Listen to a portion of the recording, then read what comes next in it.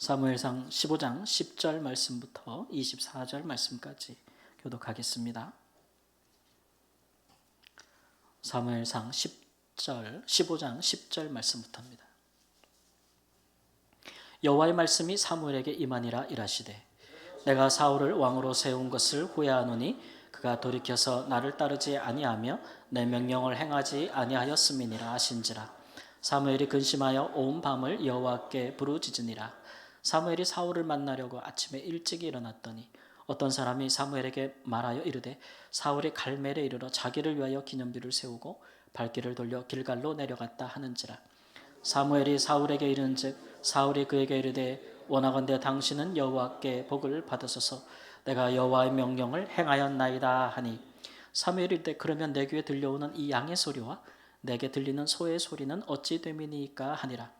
사울이 이르되 그것은 무리가 아말렉 사람에게서 끌어온 것인데 백성이 당신의 하나님 여호와께 제사하려 하여 양들과 소들 중에서 가장 좋은 것을 남김이요 그 외의 것은 우리가 진멸하였나이다 하는지라. 사무엘이 사울에게 이르되 가만히 계시옵소서. 간밤에 여호와께서 내게 이르신 것을 왕에게 말하리이다 하니 그가 이르되 말씀하소서. 사무엘이 이르되 왕이 스스로 작게 여길 그때에 이스라엘 지파의 머리가 되지 아니하셨나이까. 여호와께서 왕에게 기름을 부어 이스라엘 왕을 삼으시고 또 여호와께서 왕을 길로 보내시며 이르시기를 가서 죄인 아말렉 사람을 진멸하되 다 없어지기까지 치라 하셨거늘 어찌하여 왕이 여호와의 목소리를 청종하지 아니하고 탈취하기에만 급하여 여호와께서 악하게 여기시는 일을 행하였나이까. 사울이 사무엘에게 이르되 나는 실로 여호와의 목소리를 청종하여 여호와께서 보내신 길로 가서 아말렉 왕 아각을 끌어왔고 아말렉 사람들을 진멸하였으나 다만 백성이 그 마땅히 멸할 것 중에서 가장 좋은 것으로 길갈에서 당신의 하나님 여호와께 제사하려고 양과 소를 끌어왔다 하는지라. 사무엘이 이르되 여호와께서 번제와 다른 제사를 그의 목소리를 청종하는 것을 좋아하심같이 좋아하시겠나이까. 순종이 제사보다 낫고 듣는 것이 양의 기름보다 나으니 이는 거역하는 것은 점치는 죄와 같고 완고한 것은 사신 우상에게 절하는 죄와 같음이라. 왕이 여호와의 말씀을 버렸으므로 여호와께서도 왕을 버려 왕이 되지 못하게 하셨나이다 하니 함께 읽습니다. 사울이 사무엘에게 이르되 내가 범죄하였나이다. 내가 여호와의 명령과 당신의 말씀을 어긴 것은 내가 백성을 두려워하여 그들의 말을 청종하였음이니이다. 아멘. 여러분 살면서 뼈저린 후회를 하셔본 적이 있습니까? 이거는 그냥 단순한 안타까움이나 아쉬움이 남는 미련 정도, 그 정도가 아니라 정말 만정이 다 떨어지는 때죠. 보통 우리가 살면서 어떤 일이든지 사람이든지 잘 안 돼도 여지를 남겨두기 마련입니다. 앞으로를 생각해서. 근데 정말 큰 고통 중에서 슬픔 중에서 후회를 하게 되면 아예 다시는 돌아보지 않을 정도로 정리를 하기 마련이죠. 어떤 일 때문에 혹은 어떤 사람 때문에 그만큼 고통스럽고 또 슬펐다는 반증입니다. 그럴 때 하는 결정은 대부분 단호합니다. 영구적으로 그 일을 하지 않고 중단하고 다시는 재개할 생각을 하지 않거나 아니면 어떤 사람과의 관계를 완전히 단절하고 끊어버리는 경우가 많죠. 재고의 여지가 없습니다. 앞으로를 생각해 볼 때 그렇게 하지 않으면 안 될 만큼 그것이 유일한 선택이라고 여길 때 그렇게 하죠. 그래서 이런 종류의 후회는 하는 것보다는 이제 안 하는 것이 사실 좋습니다. 특별히 이제 그런 일들이나 사람이 우리에게 굉장히 중요하거나 가까운 경우에는 이런 결정을 할 때 상처가 깊이 남고 또 오래 가지요. 그래서 이것이 시간이 지나도 회복하거나 정상화될 수 없습니다. 그럼에도 불구하고 그렇게 하는 것은 이게 사람이나 일이 내 뜻대로 되지 않을 때도 많고 그렇게 하는 것이 앞으로를 위해서 차라리 낫다고 생각이 될 때 우리는 그런 선택들을 하곤 합니다. 오늘 본문에도 보면은 하나님께서 후회하실 때에 어떤 일을 하셨는지를 우리가 봅니다. 하나님께서 사울을 왕으로 세운 것을 후회하셨다 이렇게 했습니다. 여기 후회란 말이 성경 원어적으로 보면은 심히 탄식하고 슬퍼하셨다라는 겁니다. 그래서 하나님께서 결코 번복하지 않을, 변개하지 않을 결정을 하십니다. 뭐냐 하면은 더 이상 사울이 이스라엘 왕이 되지 못하게 하겠다. 우리 하나님 원래 긍휼이 많으셔가지고 뭐를 하겠다고 해도 우리가 하나님께 돌아오면 반성하면 하나님께서 돌이키시는 분이거든요. 우리 하나님 성품이 그런데 이렇게까지 하실 때에는 하나님의 후회가 보통이 아닌 거예요. 물론 이 일이 사울의 왕에게는 청천벽력 같은 결과인데 하나님께서 공연히 이런 결정을 하실 리가 없겠죠. 저는 하나님의 이 후회로 이루어지는 일을 보면서 하나님 무섭다라는 생각이 들었어요. 만일 그런 일이 사울이 아니라 내게 일어난다면 하나님께서 나를 보시면서 후회한다 라고 하시면서 뭔가를 하신다면 생각만 해도 너무 끔찍하다라는 생각이 듭니다. 만일 하나님께서 내가 너를 다사성계 목사로 세운 것을 후회한다. 야, 그거는 정말 어려울 것 같아요. 예.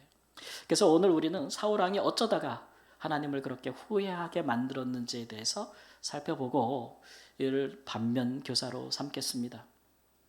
우리는 하나님을 후회하게 만드는 자로 부름을 받지 않았고 하나님을 기쁘시게 하고 하나님을 영화롭게 하는 것이 우리에게도 얼마나 큰 은혜고 복인지 그렇게 믿고 살도록 하나님으로부터 은혜도 받고 구원도 받지 않았습니까? 그래서 그 길을 또 찾을 수 있고 그렇지 않은 길을 멀리할 수 있는 은혜가 이 시간 우리에게 있기를 주님의 이름으로 축원합니다. 사울 왕은 어쩌다가 하나님이 이토록 후회하도록 만들었습니까? 본론 첫 번째 유제 함께 읽겠습니다. 시작. 사울은 꼭 필요한 순간에 하나님께 등을 돌렸습니다. 사울이 하나님께 등을 돌렸다. 이게 부부가 잘 때 등 돌리고 자는 차원이 아니고요. 이 등을 돌렸다는 얘기는 완전히 갈라섰다는 얘기입니다. 그러니까 이 사울을 왕으로 세우신 분은 하나님이신데 왕이 되고 나서는 하나님께 소위 이제 안면 몰수했다 이런 얘기죠.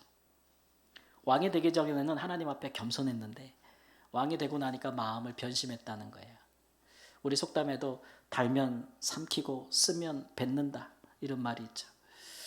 그렇게 행동했다는 겁니다. 그래서 하나님 입장에서는 굉장한 배신을 당한 것이죠. 왜 배신이냐면은 사실 우리가 사울이 어떻게 이스라엘의 왕이 되었는지를 한 번 더 살펴보면 더 명확해져요. 원래 그는 왕이 될 수 있는 그 기회도 없었고 제목도 아니었습니다. 처음에 이스라엘 백성들이 선지자 사무엘에게 와서 왕을 세워달라고 할 때에 그 요구를 듣고 선지자도 기뻐하지 않았지만 하나님도 기뻐하지 않으셨습니다. 왜냐하면 왕을 구하는 그 자체보다는 그걸 구하는 동기가 아주 불순했어요. 당시 이스라엘은 왕이 없었어요. 지파 연합 체제였고 하나님이 세우신 사사가 그때그때 이끌어갔는데 왕을 세워달라는 얘기는 이제 왕정 국가가 되겠다는 얘기죠. 왕정 국가. 그 전에는 무슨 국가냐면 신정 국가입니다. 나라 정체성이 그래요. 하나님이 다스리는 나라. 근데 이제 이스라엘 백성들은 우리도 왕이 다스리는 나라가 되게 해달라라고 요구한 것이죠. 사무엘상 8장 5절 말씀에 그렇습니다. 함께 읽겠습니다. 모든 나라와 같이 우리에게 왕을 세워 우리를 다스리게 하소서. 이 말은요, 하나님이 기뻐하시려면 우리도 왕이 필요합니다. 그래서 그 왕이 하나님의 말씀대로 법대로 우리를 다스리게 해주셔서 이러면 이제 하나님이 납득하실 만한 내용인데 뭐가 빠졌는지 알겠죠? 이 말은 이제는 하나님이 필요 없습니다. 우리도 다른 나라와 똑같은 나라가 되고 싶습니다. 이런 얘기죠. 이것이 던지는 의미는 뭐냐면 사실 이스라엘이라는 나라가 어떻게 여러분 민족이 형성이 됐어요? 떠도는 나그네와 같은 아주 소수이고 제일 연약한 그런 사람, 가문을 하나님이 택해서 그들에게 많은 자손을 주고 또 땅도 주시겠다고 약속하시고 그 일을 이루시지 않았습니까? 애굽에서 종살이 하던 사람들 하나님께서 모세를 통해 끌어내가지고 그들이 소유하지도 않는 땅 가나안 땅을 그들에게 주심으로써 그들이 나라가 되었고 그리고 대대로 하나님과 계속 약속했어요. 하나님은 우리 하나님, 우리는 하나님의 백성이요 나라다라고 언약도 맺었는데 지금에 와서 왕을 세우면서 그 언약을 파기하겠다는 겁니다. 이스라엘의 12지파 중에서 가장 유력한 지파 두 지파가 있어요. 하나는 유다 지파고 하나는 에브라임 지파라고 해서 요셉의 후손들인데 이 두 지파가 앞장서서 이제 우리는 왕정 국가가 되겠다라고 이제 강력히 요구한 거죠. 그러면 왕은 어디서 나와야 되겠습니까? 이 강력한 두 지파 중에 이 알력 싸움 가운데 승자가 이제 아무래도 왕이 되겠죠. 근데 이 사울은요, 12지파 중에서도 가장 존재감이 없는 그 가장 약소지파인 베냐민 지파 출신이에요. 그러니까 이런 사람이 왕이 될 리가 없죠. 돌아가는 정황을 본. 이스라엘은 지금 신정국가냐, 왕정국가냐, 세속국가냐, 신정국가냐의 정체성의 갈림길에 서서 왕을 뽑는데 하나님께서 그들에게 하신 약속을 이스라엘은 파기하려고 해도 하나님은 그들을 위하여 파기하지 않으시려고 하나님께서 지혜를 내셨습니다. 그래서 왕은 허락한다. 왕은 허락한다. 그런다 그 왕도 내가 너희에게 준 율법을 따라 나라를 다스려야 할 것이다. 다스려. 옛날에는요, 고대에서는요, 왕이 곧 법이에요. 왕이 곧 법. 그러니까 왕이 자기 마음대로, 자기 뜻대로 다 할 수 있는 게 옛날에 그 왕의 권력이었거든요. 근데 하나님은 이스라엘은 그렇지 않다는 거예요. 왕이 세워져도 그는 자기 말대로가 아니라 하나님이 주신 법대로 통치하라는 겁니다. 하나님이 그렇게 하시고 왕도 정치 세력의 싸움의 결과로가 아니라 하나님이 정하신 거예요. 하나님의 말씀을 잘 듣고 백성을 다스릴 수 있는 사람, 겸손한 사람. 그래서 하나님이 잘하시는 일이죠. 가장 약한 사람 중에 그러나 겸손한 사람. 택하여 이스라엘 왕을 세우셨는데 그가 사울이었습니다.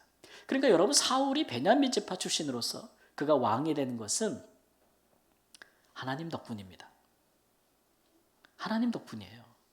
그런데 왕이 되고 나서 변심했습니다. 그를 왕으로 삼으신 그를 이스라엘의 주권자가 되게 하신 하나님께 등을 돌린 거죠.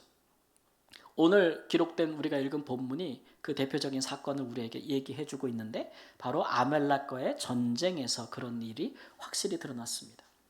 이스라엘 백성들이 애굽에서 나올 때에요.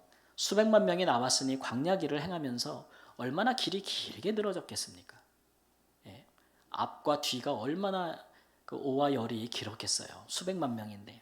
그때에 광야에 사는 약탈 민족 중에 아말렉 족속들이 있었는데 그들이 이스라엘 뒤를 쳤다 그랬습니다.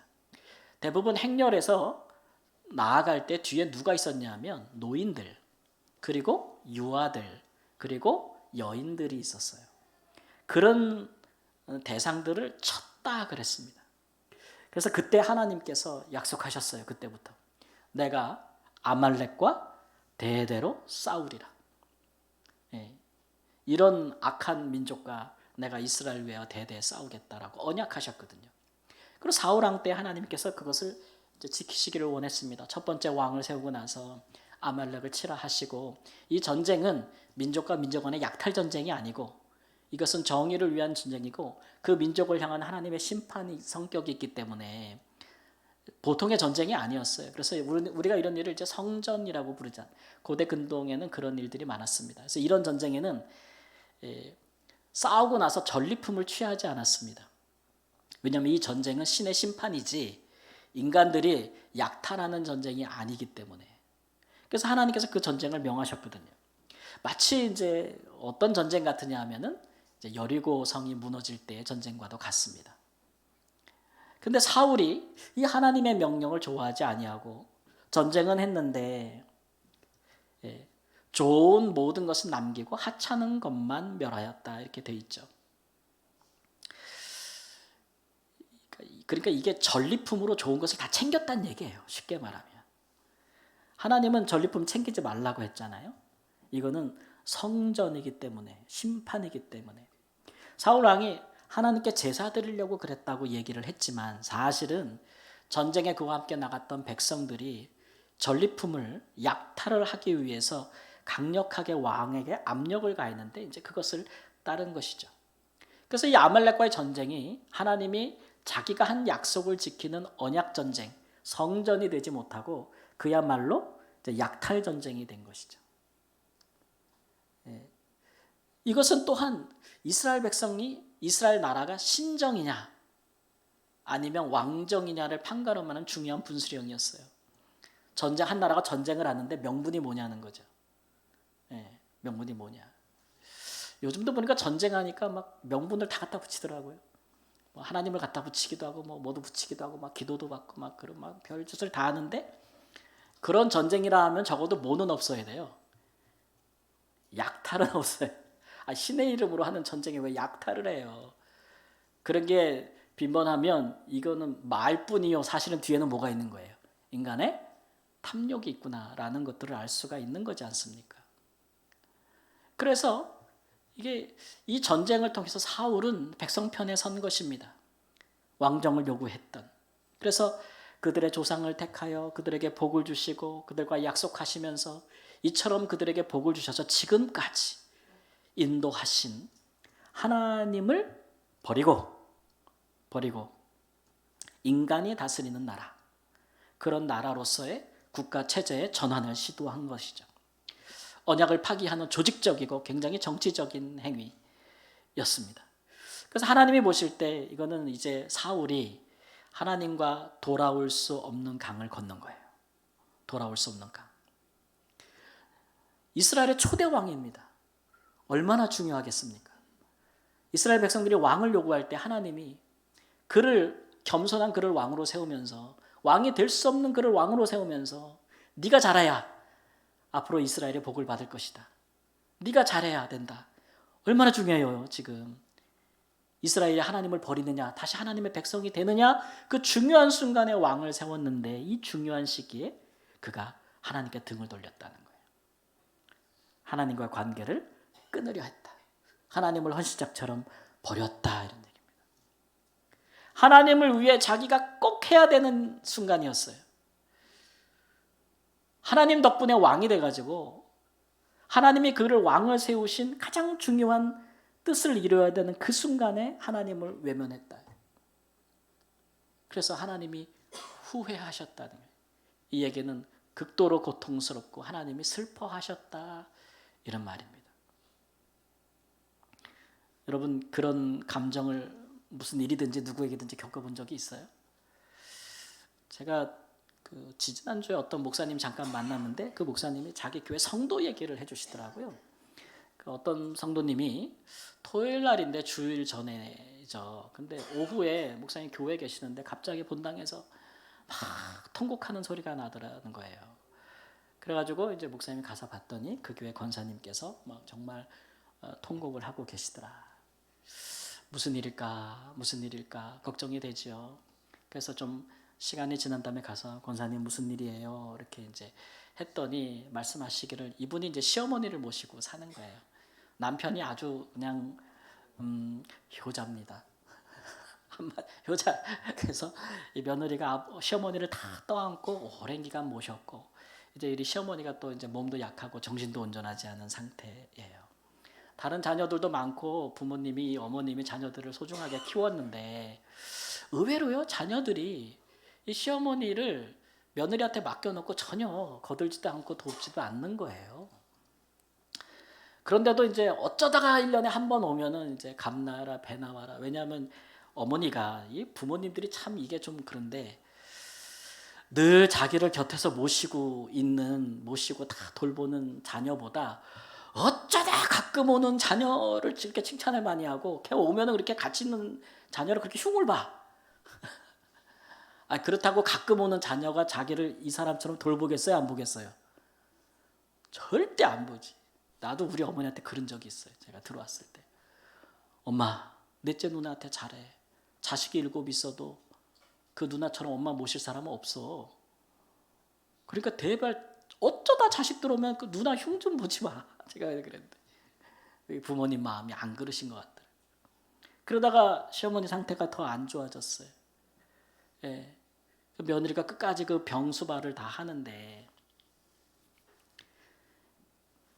자녀들이 와가지고 부모가 정말 더 안 좋아졌으면 더 돌봐야 되는데 완전히 그 외면을 하더라는 거예요. 그래서는 어머니 입원했는데 집에 와가지고 어머니 가지고 있는 통장과 뭐 이런 거 싹 긁어가고, 그러면서 그렇게 어머니를 버리듯이 하더라. 그거 보고 너무 이제 가슴이 미어졌다는 거죠. 그래서 시어머니가 돌아가실 때가 얼마 되지 않았는데 마지막 순간에 그렇게 맨날 흉만 보던 며느리한테 마지막 순간에 그러시더라는 거예요. 고맙다, 미안하다, 내가 잘못했다, 그렇게 얘기하시더라는 거예요. 그래서 이제 그 며느리가 교회 와서 그렇게 통곡하면서 이제 울더라, 이런 얘기죠. 여러분, 자식으로서요, 평생 부모님한테 뭐 적든 작든 크든 적든 받고 사는 게 자식인데, 부모님이 정말 자식이 필요할 때가 있지 않습니까? 부모님이 뭐 40대 50대 경제생활하고 직장생활하고 그래도 이렇게 다니시고 막 이럴 때는 사실 자식의 도움이 절실하지 않아요. 그죠? 근데 부모님이 정말 도움이 필요할 때는 거동이 어렵고 생각도 정신도 예전 같지 못해서 정말 누구를 의지하지 않으면 삶을 유지할 수 없는 순간이 와요. 누구나 옵니다. 누구나. 예. 근데 평상시에는 자식이라고 해서 부모님 사랑만 받다가 부모님이 정말 그럴 때 외면한다? 그러면 그 자식이라고 할 수가 있나요? 할 수 없을 거예요. 정말 필요한 순간이 있거든요. 근데 그런 일들이 우리 가운데 많이 있다라는 것입니다. 제가 그거 얘기 들으면서도 이제 이런 생각하면서 나는 그러지 말아야지 이런 생각하면서도 한편으로 이제 하나님과 우리를 생각해요. 우리가 늘 하나님께 기도합니다. 하나님 우리에게 주시는 분이죠. 하나님 우리한테 뭘 받겠습니까? 근데 하나님도 우리를 필요할 때가 있습니다. 뭐가 필요해서 그러신 게 아니고 우리뿐만 아니라 우리와 함께 있는 사람들에게 꼭 아주 중요한 순간, 하나님이냐 아니냐를 판단해야 되는 순간. 어떤 사람들은 우리가 아는 사람 중에 어떤 일을 당하면서 하나님을 버릴까? 신앙을 포기할까? 말까? 이런 고민을 하는 순간들이 있어요. 여러분의 자녀들도 그런 순간이 있을 겁니다. 성장하면서 대학을 갈 때, 직장을 잡을 때, 결혼할 때 고민들 해요. 그럴 때. 아니 우리 자신도 살면서 그런 일을 겪으면서 믿음을 버려야 되나? 뭐 해야 되나? 이런 생각이 올 때가 있죠. 그런 유혹이 올 때가 있습니다. 또는 우리가 하고 있는 모든 일 가운데도 그런 거 느낄 때 있어요. 그럴 때 우리 어떻게 해야 돼요? 정말 중요한 누군가를 위해서, 나를 위해서, 내일을 위해서 중요한 선택을 해야 할 때 여러분 하나님을 저버리지 마십시오. 하나님을 모른다 하지 마십시오. 크고 작은 일에 그렇게 기도하시며 사시다가 정작 중요한 일이 있을 때 하나님을 없는 사람처럼 외면하고 그렇게 결정하시면 안 됩니다. 우리 하나님이 정말 아파하고 괴로워하는 일들이에요. 그럴 때 깨어있는 사람들은 그럴 때 혼자라도 하나님 편에 섭니다. 사울이 그랬어야 돼요. 백성들이 다 그럴지라도 아니다. 왕이 제대로 섰으면 그래도 그 나라가 제대로 가지 않았겠어요. 그때를 위해서 그 사람을 그 자리에 세운 거잖아요. 그런데 그 순간에 뒤통수를 친다. 이거 정말 아니죠. 여러분 우리 하나님께서 그 순간에 만일 누군가를 위해 어떤 일을 위해 아니면 우리 자신을 위해서 어느 순간에 우리를 그 자리에 세웠다면 그 일에 우리가 중요한 결정을 할 수 있다면 영향력을 가진 사람이라면 그 일들에 여러분 반드시 주님 편에 서시기를 바랍니다. 주님께 등 돌리면 안 돼요. 하나님께서 우리를 구원하시고 또 우리를 위하여 생명을 주시고 영원한 나라를 약속하시고 우리와 동행하고 계시고 잘나나 못나나 잘 나갈 때나 못 나갈 때나 항상 우리를 떠나지 아니하시고 사랑하고 계시는데 우리도 그에 합당한 성실함과 신실하심으로 하나님 앞에 항상 서시기를 우리 주 예수님의 이름으로 축원합니다. 사울왕은 어쩌다가 하나님께를 후회하도록 만든 것입니까? 두 번째 요지 함께 읽겠습니다. 시작. 교만하여 사울은 교만하여 하나님의 말씀에 청종하지 않았습니다. 하나님께 등을 돌렸을 뿐만 아니라 하나님의 말씀에 청종하지 않았다. 여기 청종하다라는 말이 바로 여기서 나온 말이 쉐마라는 말이에요. 여러분 쉐마 들으라라는 말 들어보셨죠? 신명기 6장 4절 5절에 있습니다. 이스라엘아 들으라 우리 하나님 여호와는 오직 유일한 여호와시니 너는 마음을 다하고 뜻을 다하고 힘을 다하여 내 하나님 여호와를 사랑하라. 이것은 구약의 이스라엘 백성들이 가정에서 자녀들을 가르칠 때 했던 교육 선언문입니다. 들으라 이런 말이죠. 쉐마. 이게 청종이란 말이에요.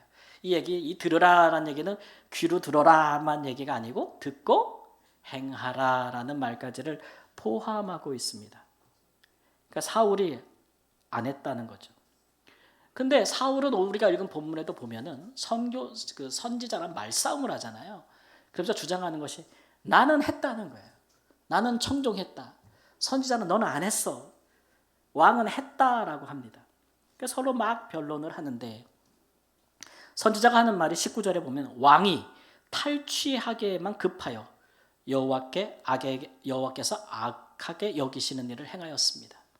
약탈하기만을 급하여서 이 전쟁을 하나님께서 명하신 그 목적을 잊어버리고 하나님께 영광을 돌리지 않고 이스라엘을 위하여 싸우신 하나님께 영광을 돌리지 않고 자기를 위하여 기념비를 세우고 그 다음에 약탈하기에만 급급했다라고 책망했죠. 그랬더니 왕이 하는 말이 아니라 나는 가장 좋은 것은 따로 다 모아가지고 하나님께 제사 드리려고 했다. 이렇게 또 이제 맞받아친 거예요. 그랬더니 선지자가 하는 말이 기가 막힙니다. 하나님이 그 목소리 듣는 것보다 제사를 좋아하시겠습니까? 이렇게 말한 거예요. 그러니까 선지자는 하나님에 대해 정확히 알고 있는 거죠. 우리 하나님은 제물과 제사보다 하나님의 목소리를 청종하는 것을 좋아하십니다.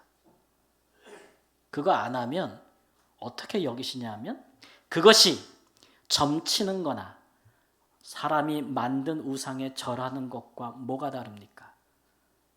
우리 하나님 느끼시는 바예요. 우리가 하나님 말씀을 따라 살지 않으면서 예배드리고 헌금드리고 그것만 하면 우리 하나님이 느끼는 감정은 이거라도 주니 고맙다. 그게 아니에요. 나를 진짜 무슨 뭘로 생각하는 거야? 이렇게 여기신단 말이에요. 우리 하나님이 나한테 복채 내는 거냐? 혹은 뭐 내가 무슨 우상이냐? 이렇게 여기시는 분이 우리 하나님이라는 거예요.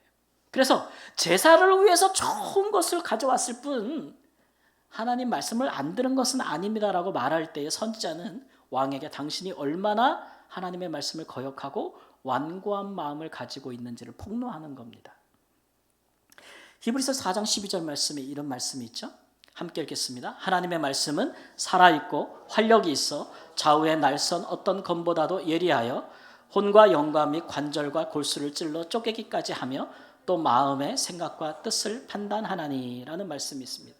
하나님의 말씀이요, 우리가 사람은 알 수 없는 우리의 이런 속뜻을 속내를 드러냅니다. 우리 하나님의 말씀은 틀림이 없어요. 그래서 하나님이 뭔가 우리에게 나무라실 때는, 말씀으로 나무라실 때는 여러분 어떻게 하는 게 좋을까요?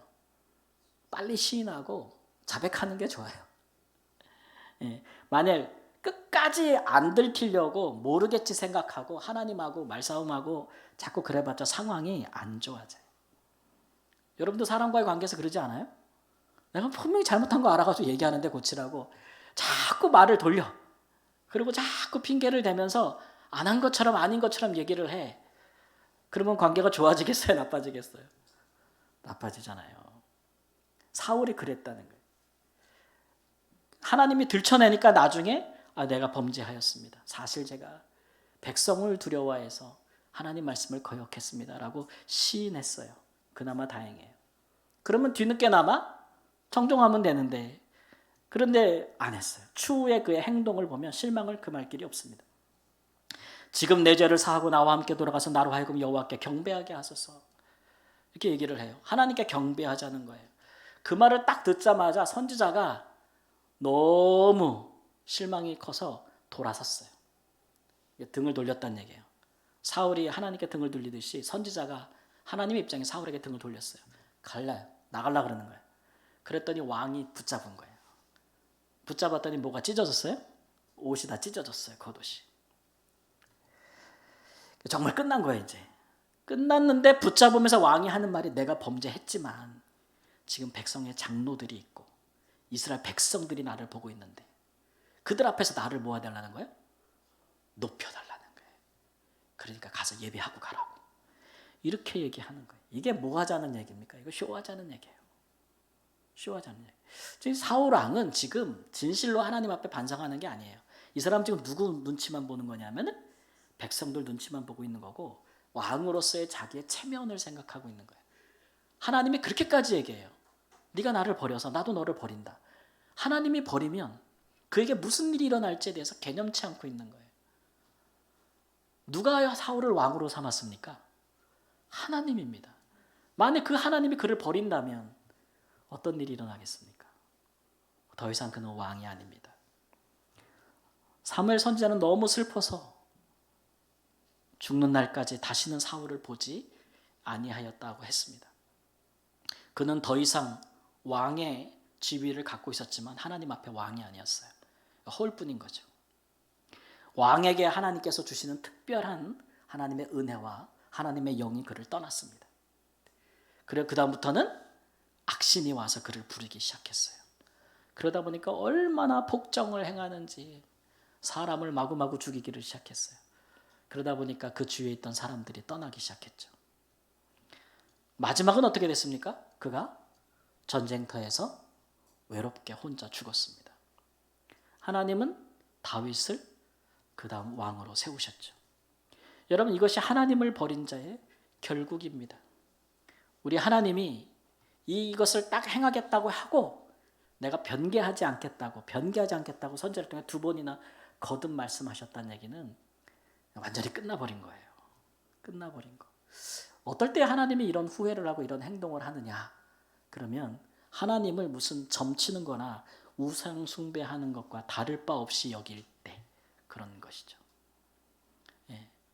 쉽게 말하면 하나님의 말씀에 청종하지 않을 때 하나님은 이런 모욕감을 느끼시는 거예요. 후회한다라고 말씀하시는 거죠. 여러분 교회나 그리스도인이나 망조가 되려면 나타나는 증상이 하나 있습니다. 망조, 교회가 망조가 나고 한 명의 그리스도인들이 망조가 나려면 나타나는 증상이 뭐냐? 그러면 이제 말씀을 버리는 거예요. 말씀을 버리는 거. 이제 한국 교회사를 제가 오후에 강의하는데 오늘 할 내용 중에 우리나라의 조선의 개화를 위해서 노력했던 인물들이 있습니다. 개화파라 그러죠, 소위. 이 사람들이 이제 흔히 말하는 이제 일본을 중심으로 우리나라를 변화시키려고 했던 사람들입니다. 이 사람들이 가만 보니까 조선이 개화되려면 서양 세력이 들어와야 되는데 서양 세력이 들어올 때 이 기독교만큼 좋은 게 없는 것 같은 거예요. 성경을 읽어보니까 성경에 조선을 개화하기 위한 아주 좋은 내용들이 너무 많은 거예요. 그래서 이 기독교가 우리 조선에 꼭 필요하다라고 생각을 했던 거예요. 그래서 선교사들을 엄청 많이 돕습니다. 처음에는 갑신정변이라고 해서 쿠데타를 일으켜요. 그래서 왕을 제외하고 모든 사람들을 다 죽이고 정권을 잡으려고 하다가 3일 천하로 끝나죠. 그리고는 일본으로 도망갔고 미국으로 망명해 가는데 나중에 그 외국에서 이 사람들이 선교사들을 막 돕습니다. 성경 번역도 하고 막 선교사 소개도 하고 조선으로 몰래 편지를 보내서 막 하고 막 이런 일들을 막 해요. 그래서 그걸 보면은 와, 그리고 그 사람들 막 미국에서 교회 들어가고 막 일본에서 교회 활동하고 막 세례도 받고 막 이래. 그 역사를 보면. 그래서 볼 때 이 사람들을 보면서 야, 이 사람들이 진짜 그리스도인이 됐나 보다. 그리스도인이 됐나 보다. 막 이런 생각들을 할 정도로 열심을 내거든요. 근데 여러분 이 사람들의 마음은 동기는 뭐였냐면 그게 하나님을 믿고 하나님의 말씀대로 청종하기 위한 것에 신앙의 뿌리가 있는 게 아니에요.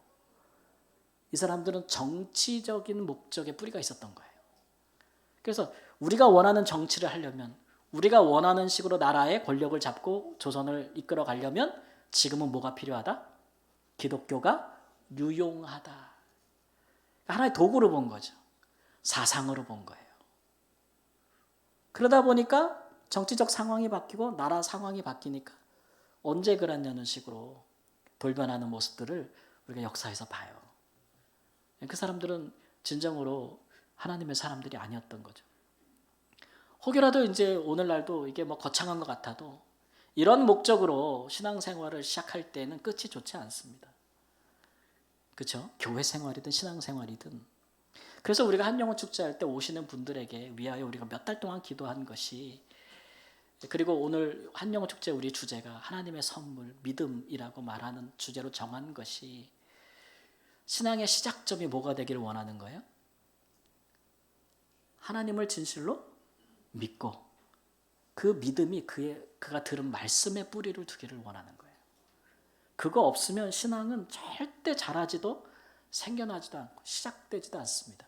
아무리 열심히 해서 그런 모양과 그런 집을 짓고 누각을 만들고 빌딩을 세우고 뭐 바벨탑 같이 높일지라도 하나님께 청종하는 것에 신앙의 뿌리가 생기지 않으면, 하나님의 말씀을 믿고 생긴 믿음 위에 순종하는 마음이 없으면, 순종하는 삶이 없으면 그 신앙은 그건 그냥 순식간에 무너집니다. 이런 일의 경고로 이 사울의 이야기가 여러분 우리에게 있는 것 아니겠습니까? 심지어는 아무리 뭐 예배 많이 잘 드리고 찬송 많이 하고 헌금 드리고 봉사하고 기도 하나님께 아무리 열심을 해도 그 사람의 하나님의 말씀에 청종함이 없는 사람이라면 하나님은 그렇게 여긴다는 거죠. 버린 것으로 하나님을. 사랑하는 여러분, 우리를 구원하신 하나님을 후회하도록 만들어서는 절대 안 되겠습니다. 우리에게 근심과 슬픔 그런 것이 따를 뿐입니다. 오히려 우리 인생에 혹은 누구에게 중요하고 결정적인 일이 발생했을 때 우리가 앞장서서 그가 반드시 혹은 그 일이 하나님을 따르게 하고 하나님 편에 서게 하고 하나님을 위해서 하게 하는 일에 우리가 청종하도록 하나님께서 우리를 지금까지 세웠다는 것을 여러분 꼭 기억하십시오. 그렇게 하심으로써 하나님을 기쁘시게 하고 영화롭게 할 뿐만 아니라 그것이 우리를 향한 복됨이 되는 깨닫는 은혜가 있기를 우리 주 예수님의 이름으로 축원합니다. 아멘. 우리 함께 합심해서 기도하도록 하겠습니다. 오늘 주신 말씀대로 하나님, 주께서 나의 믿음을 지금 여기까지 세운 것은 나를 통해서 나뿐만 아니라 내게 있는 모든 사람들과 내가 하는 모든 일이 주님을 따르도록 주께 청종하도록 하시기 위해서 나를 세우심입니다. 그 자리에 내가